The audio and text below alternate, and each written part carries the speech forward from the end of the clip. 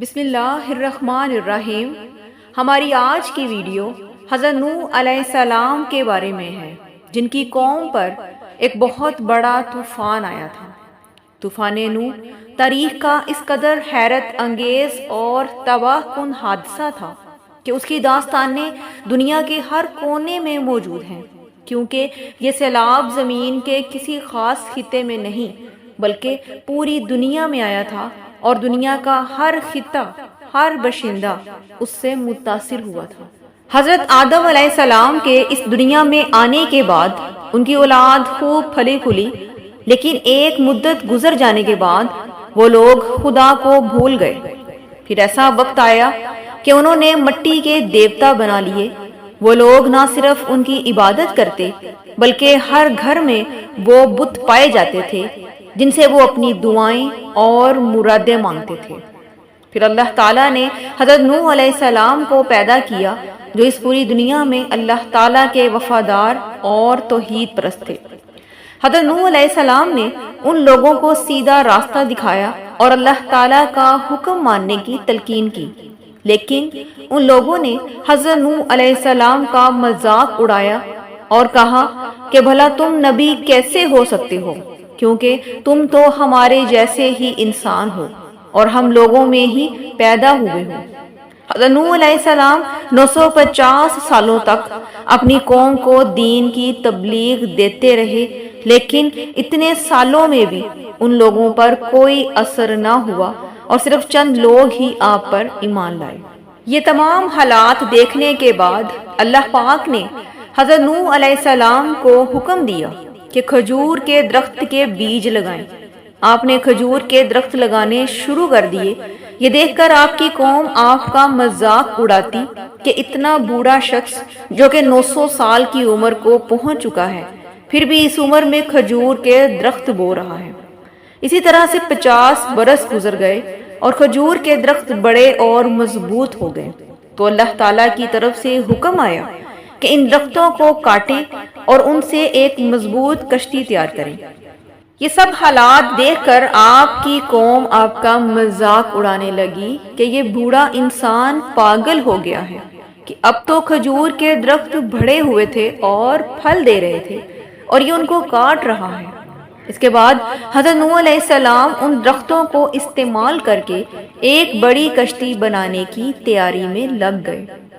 اس کشتی کی لمبائی 1200 ہاتھ تھی، چوڑائی 800 ہاتھ اور اس کی اونچائی 80 ہاتھ تھی۔ ان سب میں ہاتھ کا مطلب آدھا میٹر ہوتا ہے۔ حضرت نوح علیہ السلام نے اللہ تعالیٰ سے دعا کی کہ یا اللہ، اتنی بڑی کشتی بنانے میں میری مدد کون کرے گا؟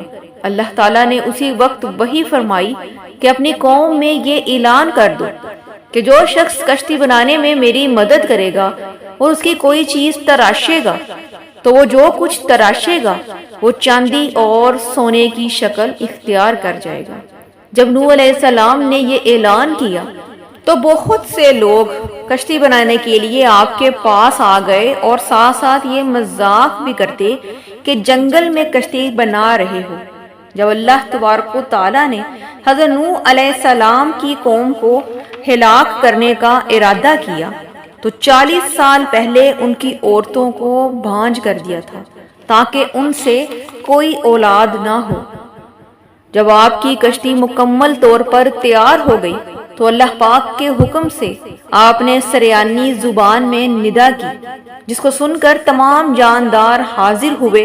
حضرت نوح علیہ السلام نے ہر جانور کا جوڑا کشتی میں داخل کیا اور آپ کی اولاد سمیت ان تمام لوگوں کو بھی کشتی میں سوار کیا جو آپ پر ایمان لائے تھے۔ پھر اچانک سے بارش شروع ہو گئی، ہلکی پھلکی نہیں بلکہ یک بارگی پانی آیا اور تمام چشمے ابل پڑے۔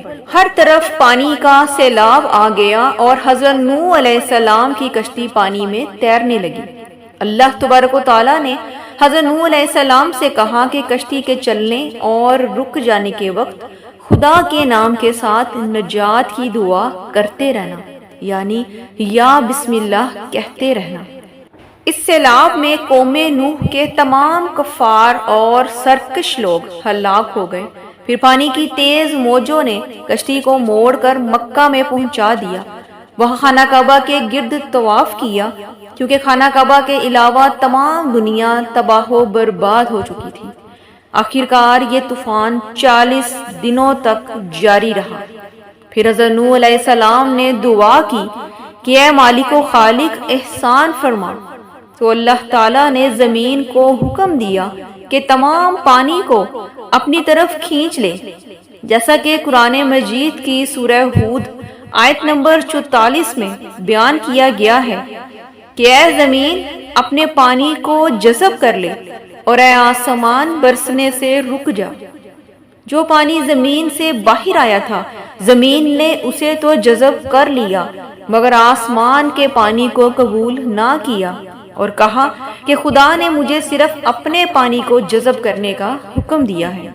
تو آسمان کا پانی زمین کے اوپر ہی ٹھہر گیا، تو کشتی ایک پہاڑ پر جا کر رک گئی جس کا نام جودی تھا۔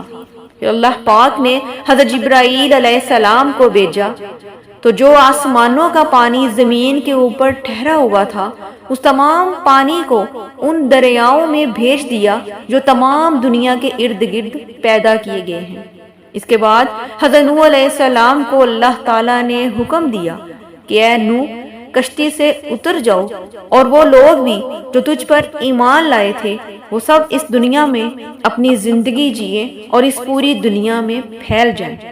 ان لوگوں میں حضرت نوح علیہ السلام کے تینوں بیٹے سام، حام اور یافس بھی ان کے ہمراہ تھے، اور مفسرین کی یہ رائے ہے کہ وہ زمین کی اس وقت کی تمام نسلیں انہی تینوں بیٹوں کی طرف سے ہیں۔